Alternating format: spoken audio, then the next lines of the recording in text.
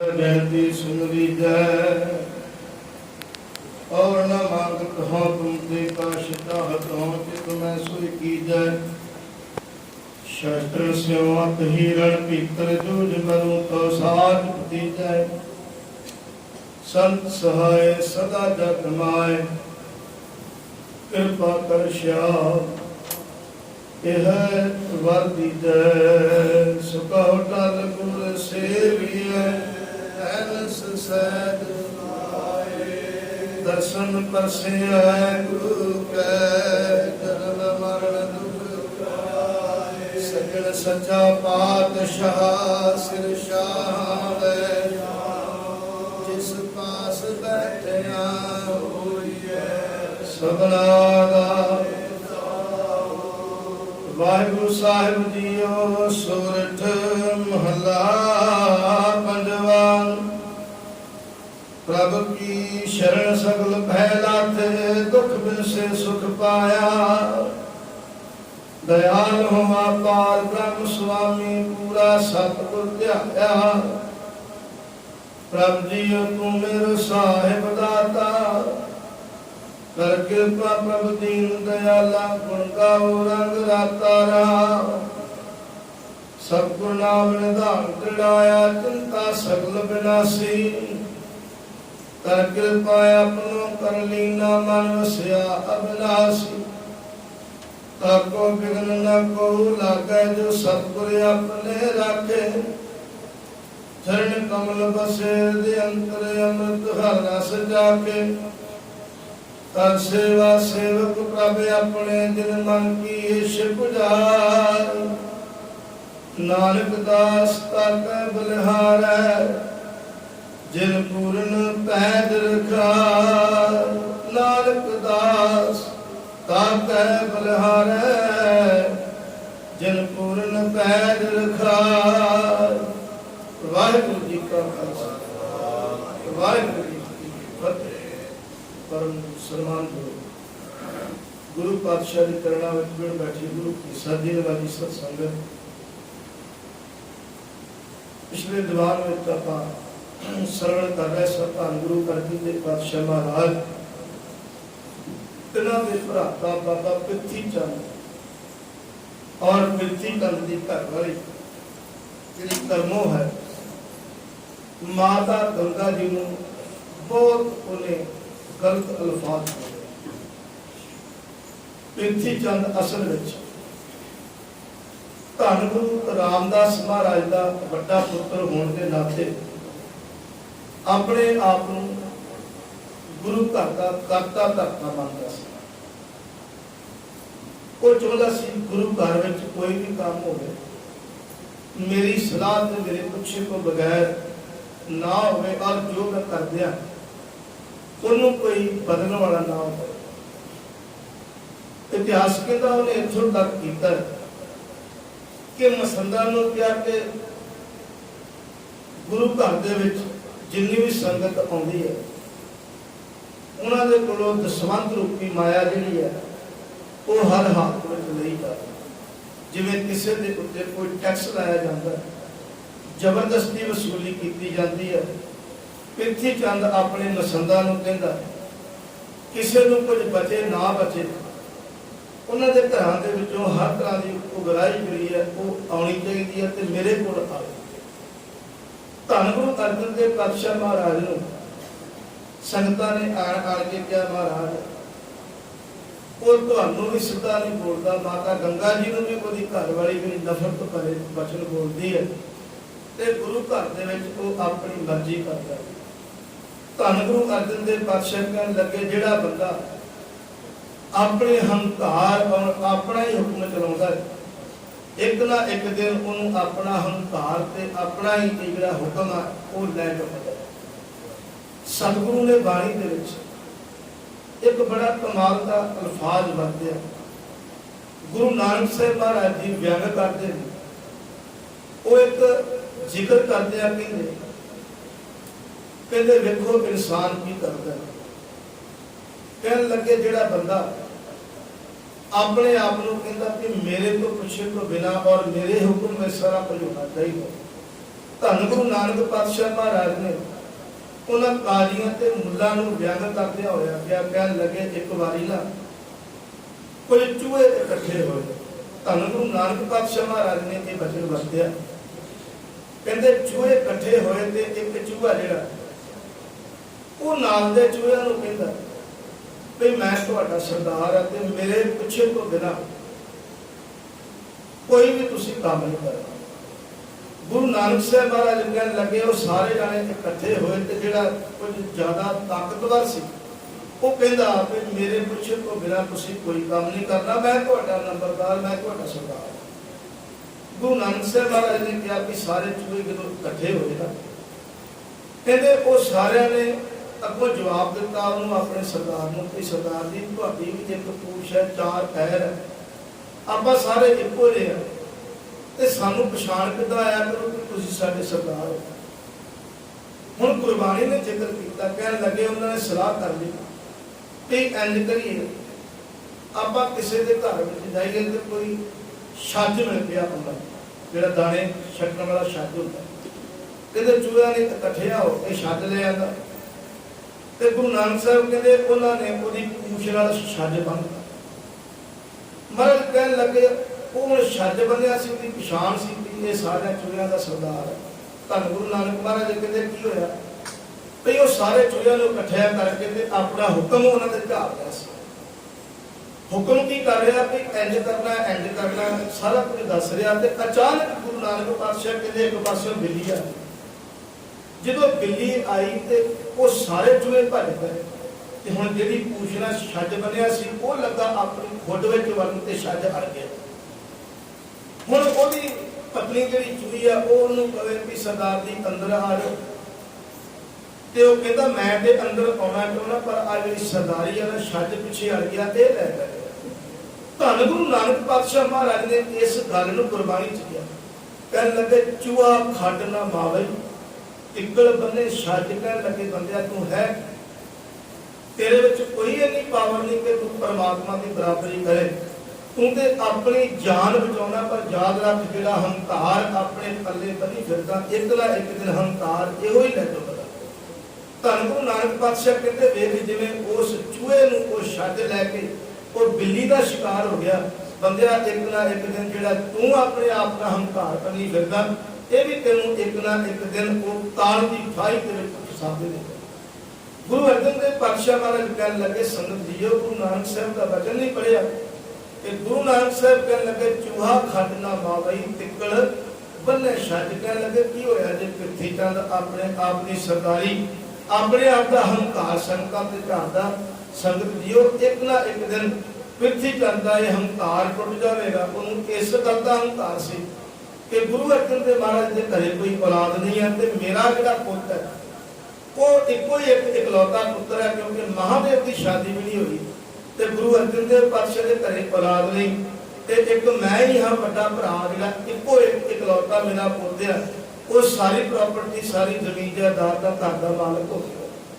हुण अपने आप का हंकार लगता कि इत्थों तक माता गंगा जी नूं ताने मारदी है करनों कहंदी तेरे घरे किहड़ी औलाद होई। माता गंगा जी मां का हिरदा लैके गुरु अर्जन देव पातशाह महाराज को सलाह लैके बाबे बुढ़े कोल पहुंची।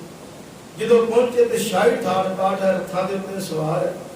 बाबा बुढ़ा साहब जी ने वेख्या ते माता गंगा जी आए ने जियो आया क्या, पर बाबा बुढ़ा जी ने उन्होंने वापस कर दिता। हाथ जोड़ के कहने लगे तुहानूं गुरु अर्जन देव पातशाह ने मजाक ना भेजिया माता जी, मैं कौन है, मैं तो गुलाम है सेवादार तुहाडे घर दा ते गुरु अर्जन देव पातशाह ही सारियां बरकतां दे मालक है। जाओ उन्हां दे कोलों जाके किरपा लो, उन्हां दा वचन कराओ। जदों वापस गए माता गंगा गुरु अर्जन देव पातशाह महाराज ने जाके सारी गल दसी। गुरु पातशाह कहने लगे गंगा जिहड़े तरीके नाल तुसीं गए हो ना साधु दे कोल इस तरह नहीं गए। बाबा कबीर साहब कहते साधु को मिलने जाइए साथ ना लीजिए को। हुण साथ का मतलब ये नहीं है कि अपना परिवार है अपने मित्र यार संबंधी नाल लैके नहीं जाए। तो कहते साथ ना लीजिए कोई का मतलब कि अपना अहुदा अपनी चौधरी जिहड़ी आ वो नाल नहीं लैके अपनी सरदारी अपना हंकार मैं जात का वड्डा मेरे को जमीन जाती है मैं प्रॉपर्टी का मालिक मालिक कहते ये गल्लां किसी महापुरुष के कोल जाना होवे ते नाल लैके नहीं जाए। कहते साधु को मिलने जाइए, साथ ना लीजिए कोई, पाशे पाँव ना दीजिए आगे होए सो होए। कहते साधु को मिलने जाइए, हम कहाँ लेके नहीं जाएंगे।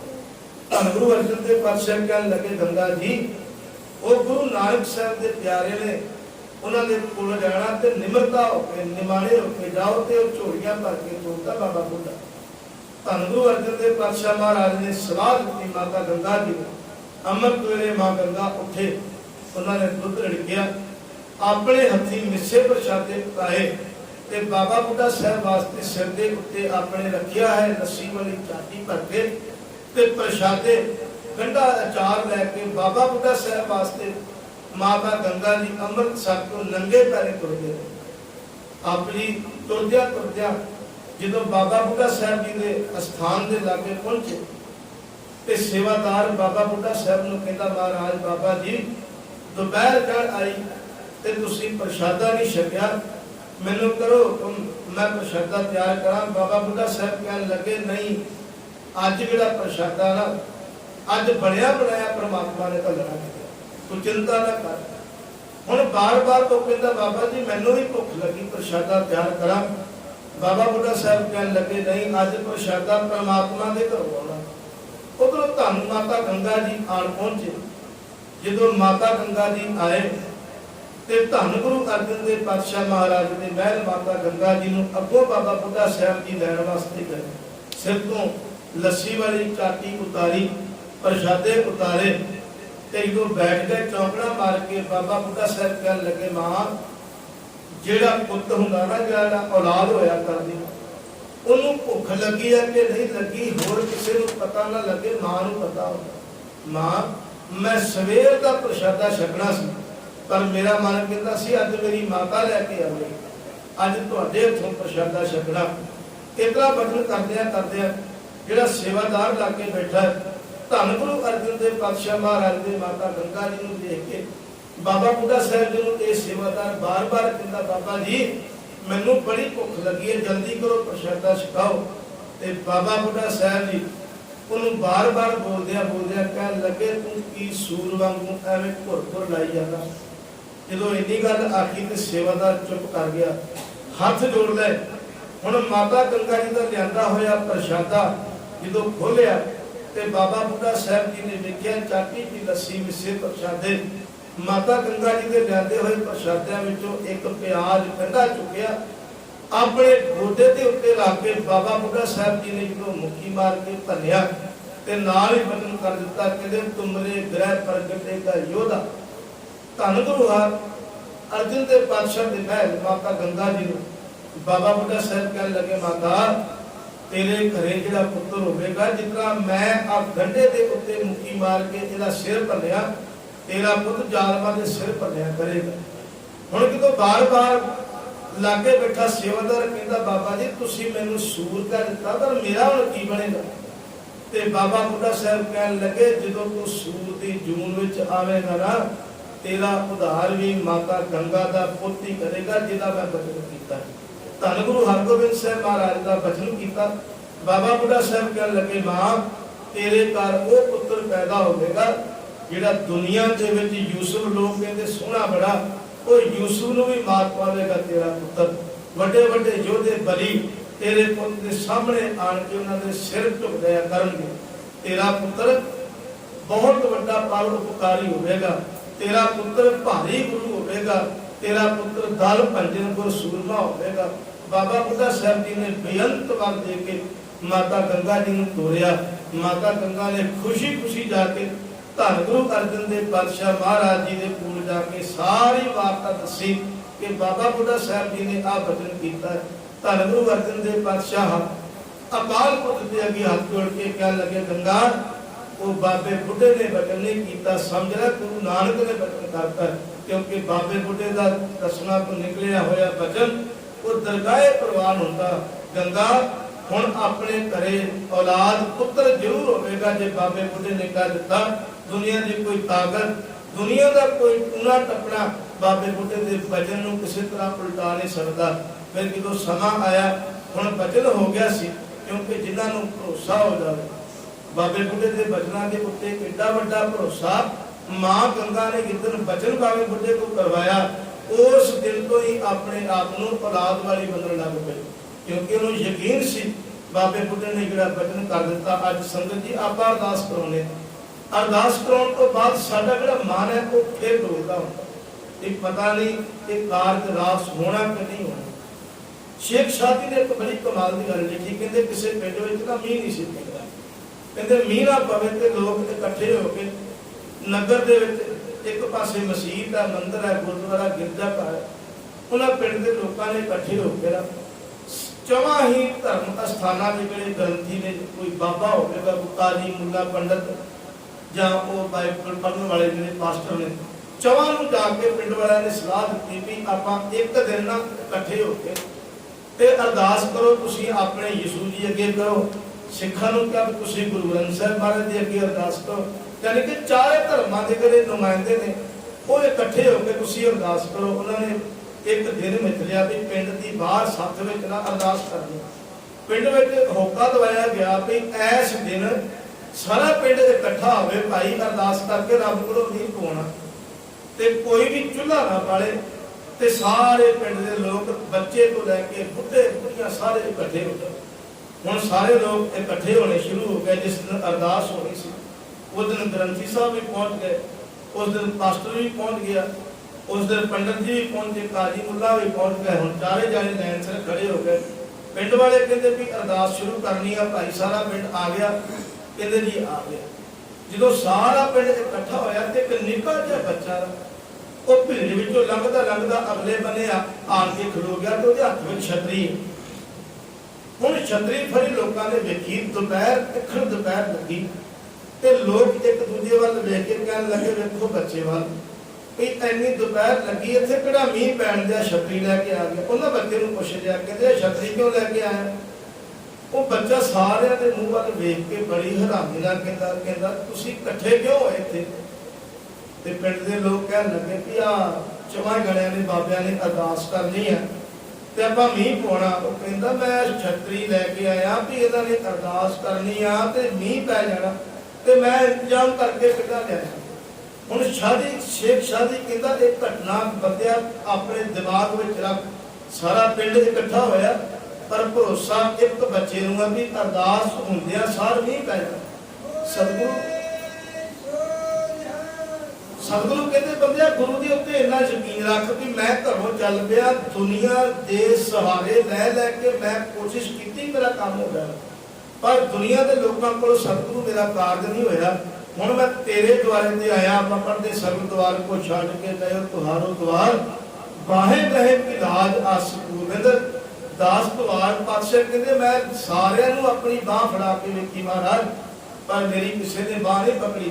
मैं हरेक बंदे दे कोल रिश्तेदार भैन भरा दे कोले हरेक दर ते गया, पर मेरी किसी ने बांह नहीं पकड़ी। हुण मैं सारियां दा दर छड्ड के तेरे दर ते आया ते कृपा कर मैनूं दर ते आए नूं मेरी लाज रख, मैं अरदास करन आया। धन गुरु अर्जन देव पातशाह कहण लगे गंगा जी जिहड़ा सारे सहारियां नूं त्याग के एक वाहिगुरू का सहारा तकदा परमात्मा उहदियां झोलियां भरदा है।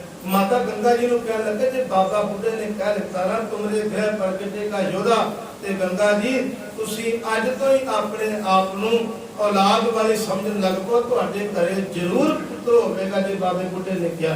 फिर समा आया, हुण घर दे विच खुशी है। हुण कर्मों वेखदी पई है कि मैं इन्ने ताने मेणे मारे, पर अज गंगा के चेहरे के उत्ते इन्नी खुशी ते प्रसन्नता क्यों? हुण बार बार जो भी कहती है कर्मों के तेरे घरे औलाद नहीं होनी, सारा कुछ मैं सामभना, ते माता गंगा जी अगों हस के मुस्कुरा के लागों लंघ जाते। हुण कर्मों सोचती है कि मैं ताने मेरे मारदी, पर गंगा अगों हस के लंघ जाती है। इनू की मिलिया जो पता किया ते पता लगा माता गंगा नूं बाबे बुढ़े ने बचन किया कर्मों तेरे ताने मेड़ियां दे नाल कुछ नहीं मिलना। जिथे बाबे बुढ़े ने बचन करता वो दरगाह प्रवान होया करता है। धन गुरु अर्जन देव पातशाह महाराज ने बाणी में लिखिया कि गिर बसदा जल पवन जाए को एक साथ बचन अटलादा। कहने लगे संगत जी धरती जिहड़ी है वो उल्ट सकती है, सूरज जिहड़ा वो पश्चिम वाले पासों चढ़ सकता है, पर साधु का कीता होया बचन वो कदे पलटदा नहीं। जो बचन उन्हें जुबान तो कह दिता ਉਹਦਾ ਬਚਨ ਜਿਹੜਾ ਉਹ ਦਰਗਾਹ ਪ੍ਰਵਾਨ ਹੁੰਦਾ ਹੈ। ਧੰਨ ਗੁਰੂ ਅਰਜਨ ਦੇਵ ਪਾਤਸ਼ਾਹ ਕਹਿਣ ਲੱਗੇ ਗੰਗਾ ਜੀ ਯਕੀਨ ਰੱਖੋ ਬਾਬੇ ਬੁੱਢੇ ਦੀ ਰਸਨਾ ਤੇ ਗੁਰੂ ਨਾਨਕ ਸਾਹਿਬ ਬੈਠਾ ਉਹਨੇ ਬਚਨ ਕਰ ਦਿੱਤਾ ਹੈ ਇਹ ਦਰਗਾਹ ਬਚਨ ਪ੍ਰਵਾਨ ਹੋਵੇਗਾ। ਬਾਬਾ ਪ੍ਰਿਥੀ ਚੰਦ ਬਹੁਤ ਕੁਝੀਆਂ ਚਾਲਾਂ ਚੱਲਦਾ ਜਦੋਂ ਮਾਤਾ ਗੰਗਾ ਜੀ ਦੇ ਉੱਪਰ ਹੋਈ ਕਿਰਪਾ ਧੰਨ ਗੁਰੂ ਹਰਗੋਬਿੰਦ ਸਾਹਿਬ ਮਹਾਰਾਜ ਕੁੱਖ ਵਿੱਚ ਆਏ ਮਾਤਾ ਗੰਗਾ ਜੀ ਦੇ ਕੁਝ ਸਮਾਂ ਜਦੋਂ ਰਹਿ ਗਿਆ ਤੇ ਧੰਨ ਗੁਰੂ ਅਰਜਨ ਦੇਵ ਪਾਤਸ਼ਾਹ ਕਹਿਣ ਲੱਗੇ ਗੰਗਾ ਜੀ ਅਸੀਂ ਤੁਹਾਡੇ ਨਾਲ ਇੱਕ ਬਚਨ ਕਰੀਏ ਕਿਉਂਕਿ ਆਪਣੇ ਘਰ ਦਾ ਜਿਹੜਾ ਮਾਹੌਲ ਹੈ ਉਹ ਠੀਕ ਨਹੀਂ। ਇੱਕ ਤੇ ਵੱਡੇ ਭਰਾ ਪ੍ਰਿਥੀ ਚੰਦ ਜੀ ਘਰ ਵਿੱਚ ਝਗੜਾ ਪਾਈ ਰੱਖਦੇ ਹਨ। ਇੱਕ ਸਾਡੀ ਭਰਜਾਈ ਕਰਮੋ ਉਹ ਤੁਹਾਡੇ ਨਾਲ ਬਹੁਤ ਈਰਖਾ ਕਰਦੀ ਹੈ। ਘਰ ਦੇ ਵਿੱਚ ਹਮੇਸ਼ਾ ਕਲੇਸ਼ ਰੱਖਦੇ ਆ। ਆਪਾਂ ਇਹੋ ਜਿਹੇ ਮਾਹੌਲ ਦੇ ਵਿੱਚ ਆਪਣੇ ਬੱਚੇ ਨੂੰ ਜਨਮ ਨਹੀਂ ਦੇਣਾ। ਆਪਾਂ ਉੱਥੇ ਲੈ ਕੇ ਜਾਈਏ ਜਿੱਥੇ ਵਾਹਿਗੁਰੂ ਦੇ ਰੰਗਾਂ ਵਿੱਚ ਰੰਗੇ ਹੋਏ ਲੋਕ ਹੋਣ। ਆਓ ਆਪਾਂ ਕੋਈ ਸਲਾਹ ਮਸ਼ਵਰਾ ਕਰੀਏ ਕਿਉਂਕਿ ਸਤਿਗੁਰੂ ਨੇ ਕਿਹਾ ਕਹਿੰਦੇ ਗੰਗਾ ਜੀ ਜਿਹੋ ਜਿਹੇ ਮਾਹੌਲ ਵਿੱਚ ਮਾਂ ਰਹਿੰਦੀ ਹੈ ਉਹਦੇ ਬੱਚੇ ਦੇ ਉੱਤੇ ਉਹ ਜਿਹਾ ਅਸਰ ਹੁੰਦਾ। ਅੱਜ ਵੀ ਡਾਕਟਰ ਵਿਗਿਆਨ ਕਹਿੰਦੀ ਹੈ ਜਿਸ ਮਾਂ ਨੂੰ ਬੱਚਾ ਹੋਣ ਵਾਲਾ ਹੋਵੇ ਉਹਦੇ ਕਮਰੇ ਵਿੱਚ ਗੁਰੂਆਂ ਪੀਰਾਂ ਤੇ ਮਹਾਂਪੁਰਖਾਂ ਦੀਆਂ ਤਸਵੀਰਾਂ ਲਾਈਆਂ ਜਾਂਦੀਆਂ। ਕਿਉਂ? ਕਿਉਂਕਿ ਜੋ ਮਾਂ ਦੇਖਦੀ ਹੈ ਉਹਦੇ ਕੁੱਖ ਵਿੱਚ ਬੱਚੇ ਦੇ ਉੱਤੇ ਅਸਰ ਹੁੰਦਾ ਹੈ। ਸਤਿਗੁਰੂ ਨੇ ਤਾਂ ਹੀ ਕਿਹਾ ਮਾਂ ਜਦੋਂ ਤੇਰੇ ਉੱਤੇ ਕਿਤੇ ਕਿਰਪਾ ਹੋਵੇ ਤੇ ਚਾਹੁੰਦੀ ਹੈ ਕਿ ਮੇਰੀ ਕੁੱਖ ਦੇ ਵਿੱਚੋਂ ਪੈਦਾ ਹੋਣ ਵਾਲਾ ਕੋਈ ਸੰਤ ਮਹਾਂਪੁਰਖਾਂ ਵਰਗਾ ਸੁਭਾਅ ਹੋਵੇ, ਉਹ ਰੱਬ ਨੂੰ ਬੰਦਗੀ ਕਰਨ ਵਾਲਾ ਹੋਵੇ, ਉਹ ਹੁਕਮ ਵਿੱਚ ਰਹਿਣ ਵਾਲਾ ਹੋਵੇ। ਤੇ ਮਾਂ ਫਿਰ ਇੰਜ ਕਰ ਅੱਜ ਤੋਂ ਬਾਅਦ ਤੂੰ ਵਾਹਿਗੁਰੂ ਦਾ ਸਿਮਰਨ ਕਰਨਾ ਸ਼ੁਰੂ ਕਰ। ਜੋ ਜਪੇਗੀ तेरी कुख विच पल रहा बच्चा ओह जिहा होवेगा।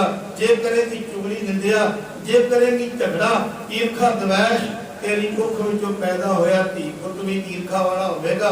जे हुक्म ते भाणे विच रवेगी वाहिगुरू दा सिमरन करेगी, याद रख जिन्हों जन्म देवेगी वो दुनिया के उत्ते संतां ते महापुरखां वर्गा होवेगा। क्योंकि माता गुजरी ने ਜਦੋਂ ਧੰਨ ਗੁਰੂ ਤੇਗ ਬਹਾਦਰ ਸਾਹਿਬ ਮਹਾਰਾਜ ਦੇ ਚਰਨਾਂ 'ਚ ਅਰਦਾਸ ਕਰਕੇ ਅਕਾਲ ਪੁਰਖ ਦੇ ਕੋਲੋਂ ਪੁੱਤਰ ਦਾ ਵਰ ਲਿਆ ਨਾ ਤੇ ਮਾਤਾ ਗੁਜਰੀ ਨੇ ਇੰਨੀ ਭਗਤੀ ਕੀਤੀ ਕਿ ਗੁਰੂ ਕਲਗੀਧਰ ਪਾਤਸ਼ਾਹ ਨੇ ਆਪ ਲਿਖ ਦਿੱਤਾ। ਕਹਿਣ ਲੱਗੇ ਸਾਡੇ ਮਾਤਾ ਪਿਤਾ ਨੇ ਭਗਤੀ ਇੰਨੀ ਕੀਤੀ ਕਿ ਰੱਬ ਨੂੰ ਮਜਬੂਰ ਹੋ ਕੇ ਮੈਨੂੰ ਭੇਜਣਾ ਪੈ ਗਿਆ। ਮੈਂ ਮਾਤਾ ਗੁਜਰੀ ਦੀ ਕੁੱਖ ਵਿੱਚ ਅਕਾਲ ਪੁਰਖ ਦੇ ਹੁਕਮ ਨਾਲ ਆਇਆ। ਕਹਿੰਦੇ ਕਿੰਨੀ ਕੁ ਭਗਤੀ ਕੀਤੀ। ਧੰਨ ਗੁਰੂ ਕਲਗੀਧਰ ਪਾਤਸ਼ਾਹ ਕਹਿੰਦੇ ਮੁਰਕਤ ਪੂਰਬ ਕੀ ਸੁਤਿਆਨਾ ਭਾਂਤ ਭਾਂਤ ਕੇ ਤੀਰਥ ਨਾਨਾ ਜਬ ਇਹ ਜਾਤ ਕਲਬੇਣੀ ਭਏ ਕੁਲ ਦਾਨ ਤਨ ਕਰਤ ਬਿਤਾਏ।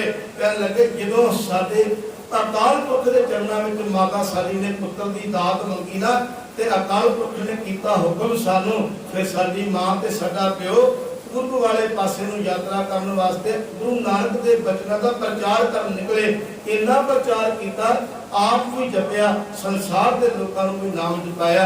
ਕਲਗੀਧਰ ਪਾਤਸ਼ਾਹ ਕਹਿੰਦੇ ਸਾਡੀ ਮਾਂ ਤੇ ਸਾਡੇ ਪਿਤਾ ਦੀ ਬੰਦਗੀ ਦੇ ਕਰਕੇ ਸਾਨੂੰ ਇਸ ਅਕਾਲ ਪੁਰਖ ਵਾਹਿਗੁਰੂ ਨੇ ਸੰਸਾਰ ਤੇ ਭੇਜਿਆ।